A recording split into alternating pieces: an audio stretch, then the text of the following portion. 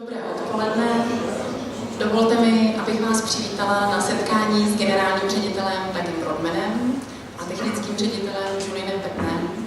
Současně bych chtěla přivítat také manažera vašeho závodu Ivo Kaňáka a marketingového manažera Karla Krause. Vám všem děkuji za to, že jste přijali naše pozvání na tohle setkání. Dnes tady budeme hovořit o výsledcích naší společnosti za uplynulý rok a seznámíme vás s plány na rok F13. A nyní už bych ráda pozvala Daga. Thanks, Mom. Good afternoon, everyone, and welcome. Dobré odpoledne vám všem. It's good to see everybody again Jsem rád, že se s vámi opět setkávám. as we gather together to talk about last year and look forward to another very good growth year here. Už jste slyšeli, dnes bychom asi měli něco říct o výsledcích za minulý rok a o tom, co nás čeká do budoucna. So as Pablo said, there's two areas I want to cover this afternoon. First is our business performance for last year, and I look forward at F13. Pavel už se zmínil o tom, že se budeme bavit o výsledcích za minulý fiskální rok a o tom, co nás čeká v fiskálním roce F13. So let's start by talking about the previous year results. Pojďme se tedy pobavit o výsledcích minulého roku. And last year, F12 was a year to turn the business back to growth. Rok F12 byl ve znamení návratu našich firmních výsledků k růstu. And I'm very happy to say that although we had many challenges, including some weather in the summer, A já jsem velmi rád, že mohu říci to, že navzdory řadě výzev, které jsme měli především v letním období, we met those challenges head on as a company, jsme se těmto výzvám postavili čelem, which I think proves that our strategy is working and we have returned the business to growth. a je jenom důkazem síly naší strategie, že se nám podařilo vrátit náš biznis zpátky na cestu růstu. So I'll talk you through some of those results now. Takže teď bych se detailně věnoval některým z těchto výsledků. I think there is one important thing to remember. We do understand that the market remains challenging. Je důležité zdůraznit, že trh, na kterém podnikáme, je i nadále velmi náročný. And there's a couple of points I'd like to highlight. A je tu několik věcí, které bych rád zdůraznil.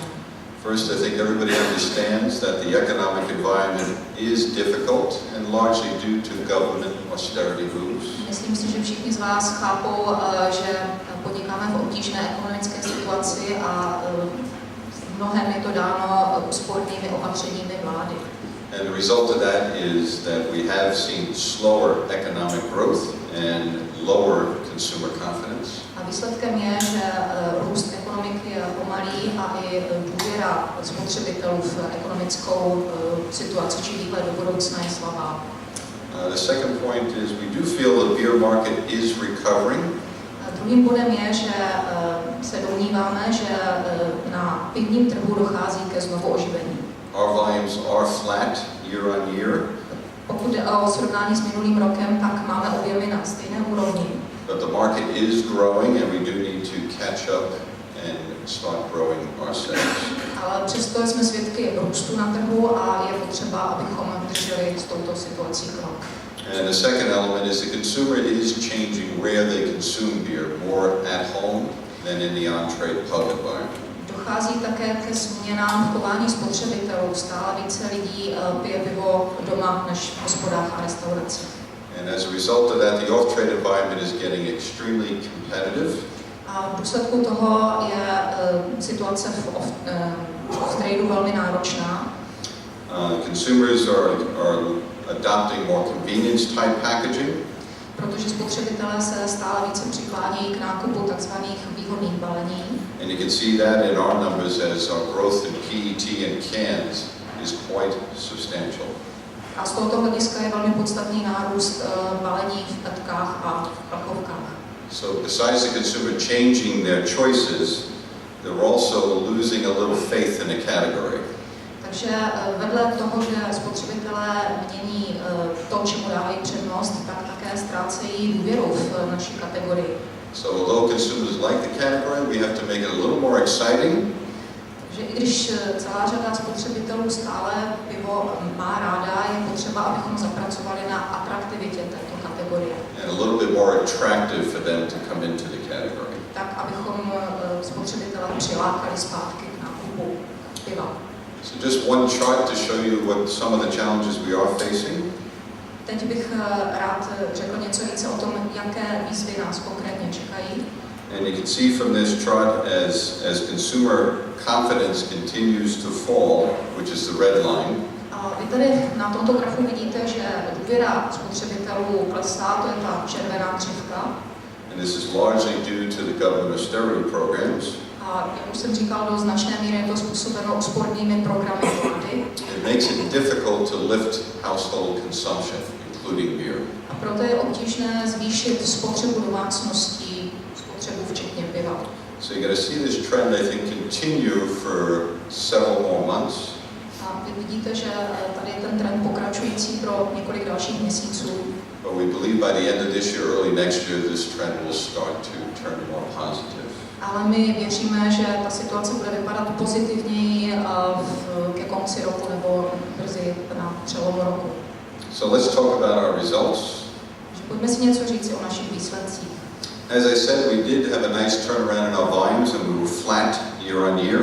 Jak už jsem říkal, tak se nám dařilo, pokud jde o objemy jsme udrželi na stejné úrovni. And that was a good improvement compared to the 6% decline the previous year. A dařilo se nám dobře vzhledem k 6% poklesu ve srovnání s minulým rokem. Our revenue per hectoliter is flat as well, which is a good sign. Pokud jde o čisté tržby na hektolitr, tam jsme taky dosáhli stejného výsledku, což je dobré znamení. And because we sold more premium products and we were more productive on our costs, our earnings went up. A dokonce jsme zvýšili zisk především proto, že jsme prodali více prémiových výrobků a také jsme měli velmi dobré výsledky v produktivitě. So we measured a 6.7% profit growth before our one-off costs. Takže tu máme výsledek 6,7% v manažerském zisku, což je zisk před započtením jednorázových nákladů. Just some highlights on volume performance by brand. Pokud jde o výsledky v objemech podle jednotlivých značek, As you can see, our super premium and premium brands grew quite nicely. tak vidíte, že jsme dosáhli solidních výsledků v segmentu super prémiových a prémiových značek. And I think this shows that even in difficult economic times, consumers are willing to trade up to premium products. To si myslím, že je známka toho, že i v obtížných ekonomických podmínkách jsou spotřebitelé ochotni utrácet za dražší prémiové značky. Our mainstream performance started to stabilize at -1%. Pokud jde o výkony v mainstreamové oblasti, tak tady se situace stabilizuje. And this is due to very good performance by Kozel as well as Radagast. A je to především díky dobrým výsledkům, velmi dobrým výsledkům značek jako Obolický kozel a Radagast. So overall, as you can see, we had a nice, strong second half of the year. Takže v celku jsme měli velmi silný výkon v druhé polovině roku, which helped us bring our volumes back to flat after a difficult summer weather-wise. a díky tomu jsme celkově dosáhli opět stejné úrovně v porovnání s minulým rokem i přes náročné léto. And then finally, you can see the channel mix change. A dále tu můžete vidět změnu v skladbě jednotlivých prodejních kanálů. With our off-trade volume growing 5% and our pub and restaurant volume declining 5%. Došlo k nárůstu v off-tradu, čili v tom sektoru obchodu, a naopak k poklesu restaurací a hospod. That's a trend that will continue into the future due to changing consumer habits. A to je trend, který bude i do budoucna pokračovat vzhledem k dělícím se preferencím spotřebitelů. So moving to our market share performance. Teď si pojďme něco říci o našich výkonech z hlediska tržního podílu. Although we managed to reverse our declines in volumes, we still are not growing share. Když jsme dokázali zvrátit pokles v objemech, tak nerosteme, pokud jde o tržní podíl.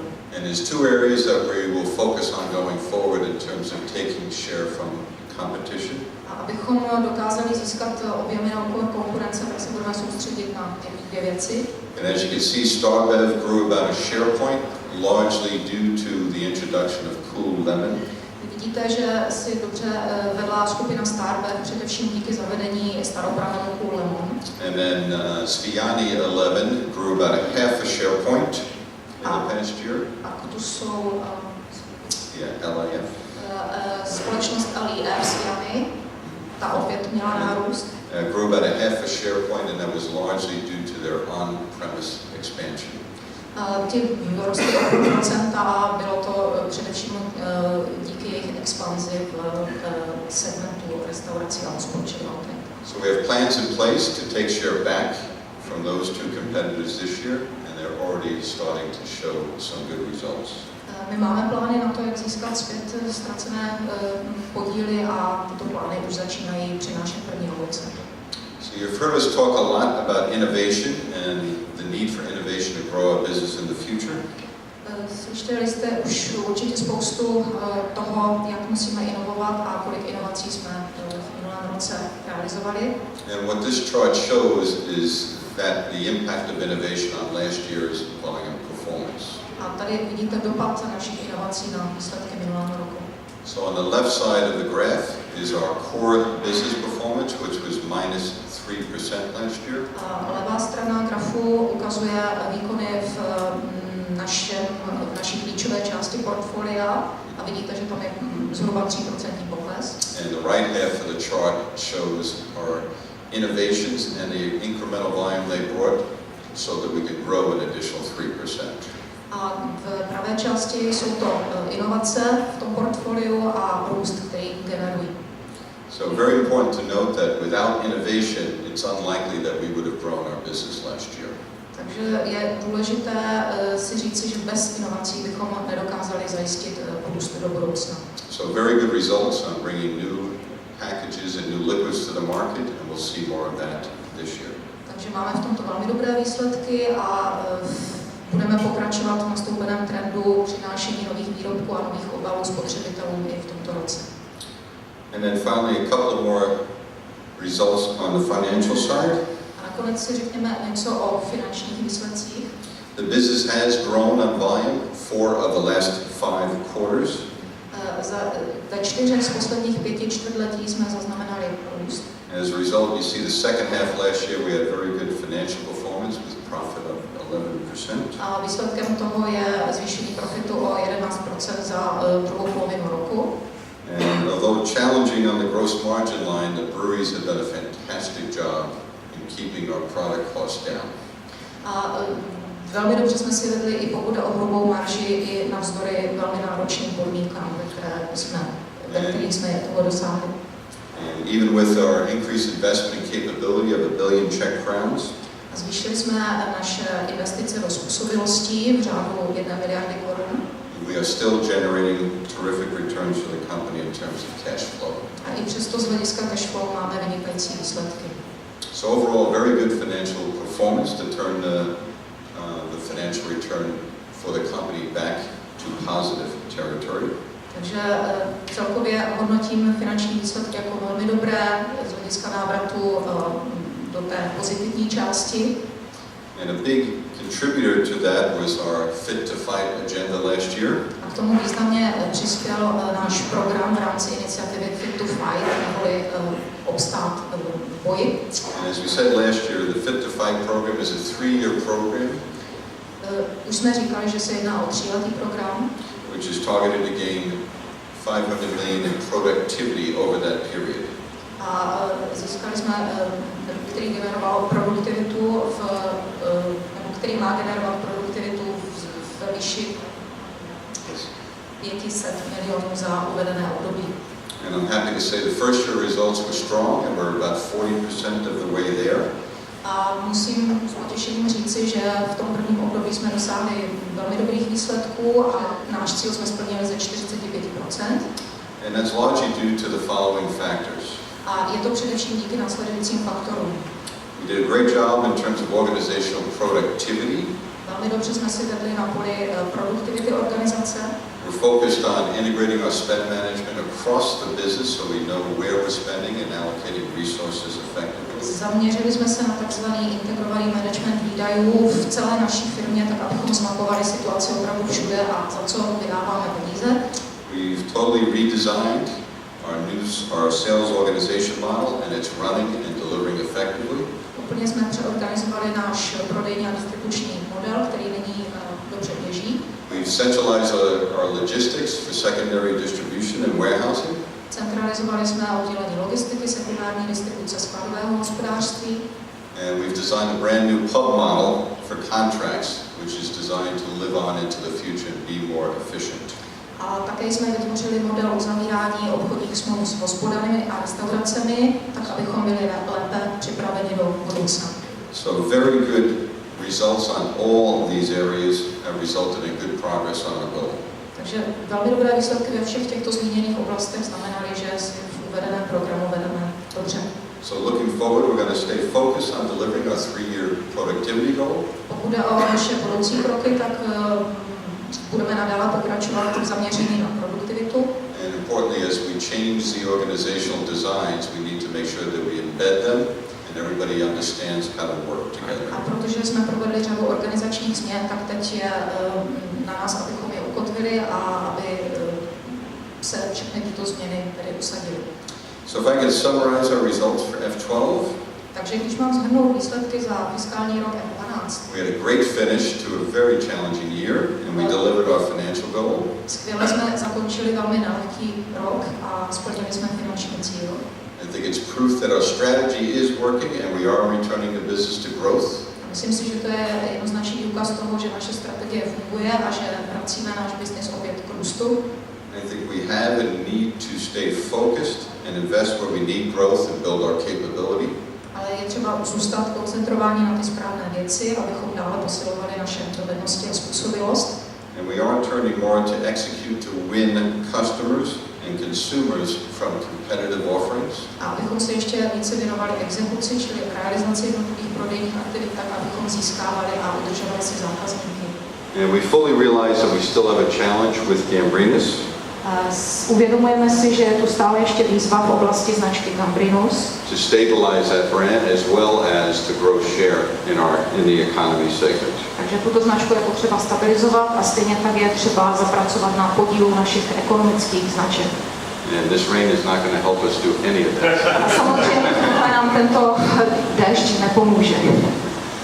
But I hear there's a promise of nice weather this weekend, right, Ivo? Ale slyšel jsem, že na konci týdne a dále potom se počasí má výrazně zlepšit. So good results for F12. So let me share with you some thoughts on this coming year. Takže ještě jednou výsledky za F12 byly velmi dobré a pojďme si teď říct něco o plánech na F13. Very importantly, we've written this 3-year strategy that will continue into next year. Máme tu 3letou strategii, ve které budeme pokračovat v dalším roce. And the focus is really on those 5 strategic thrusts that you see on the right side. A zaměření bude v těch 5 oblastech, stěžejních oblastech, které vidíte na monitoru. So we'll continue to enhance and upgrade the performance of our core portfolio. Takže budeme i nadále snažit se zvyšovat výsledky, pokud jde o hlavní části našeho portfolia. We're going to focus on growing share and volume in underdeveloped segments through innovation. Budeme se snažit zvyšovat náš podíl a objemy v tomto portfoliu. We want to make sure we strengthen our position in the on-trade. A upevňovat naši pozici v on-tradu, v restauraci a hospod. By focusing on regional portfolios and a better on-trade experience. A to tak, že se budeme zaměřovat na regionální portfolia a na zvyšování spotřebitelského zážitku v on-trade. We want to make sure we build our leadership position in key accounts. Budeme si také dále posilovat pozice mezi klíčovými zákazníky. And we want to ensure that we're going to grow our top line through effective revenue management. A samozřejmě zvyšovat výsledky především pomocí růstu tržeb. So the strategy is working so far, and we believe it's sustainable well into the future. So you'll see us focusing on the following in the coming year. Takže dosud jsme si v této strategii vedli úspěšně a budeme se soustředit konkrétně na následující oblasti. We're going to accelerate our premium mix in the portfolio by growing through innovation. Urychlíme premiumizaci v našem mixu značek tím, že se budeme dále zaměřovat na inovace. We are going to renovate Gambrinus and return it to growth. Budeme dále renovovat značku Gambrinus a vracet ji zpátky k růstu. We want to make sure that we grow our share position in key accounts.